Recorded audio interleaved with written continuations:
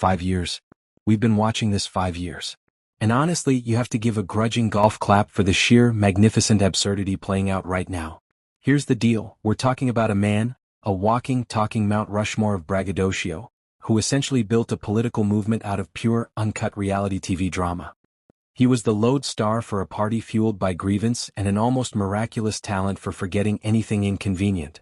He built his whole empire, his whole narrative, on sandcastles of conspiracy and noise. And now, he's buried beneath the rubble of his own creation. Whether it's secret files, shadowy billionaires, or midnight emails no one wants to admit existed. Stop for a second. The actual details of the scandal are almost beside the point now. They're just the pungent seasoning, the hot sauce, on a political stew that was already thick with narcissism, incompetence, and a frankly pathological talent for shooting himself in the foot. What's his playbook? Deny. Threaten to sue. Bluster louder.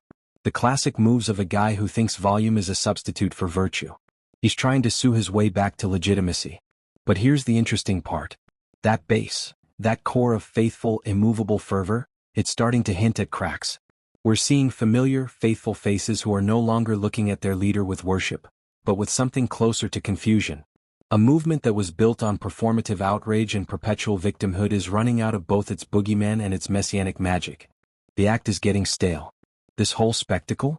It's a huge, flashing neon sign about how power works.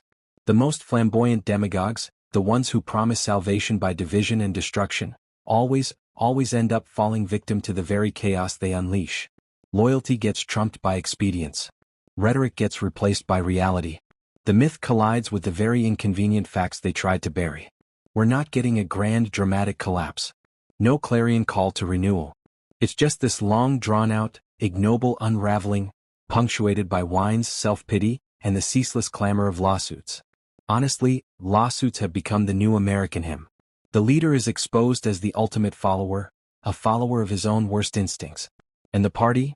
Well, the party looks like a talentless vulture pecking fitfully at the remains of its own dignity. So the fast limps on. Delusions, denials, and ever more elaborate displays of mutual betrayal. For those of us with a palate for the satiric, the entertainment value is almost enough to distract from the rot. The final act is underway. And I'm telling you, the laughter, bitter as it is, might be the only appropriate response we have left. But what do you think is the most absurd part of this political sideshow right now? Let me know in the comments below. Like this video and subscribe if you want more deep dives into the spectacular political mess we all live in. Thanks for watching.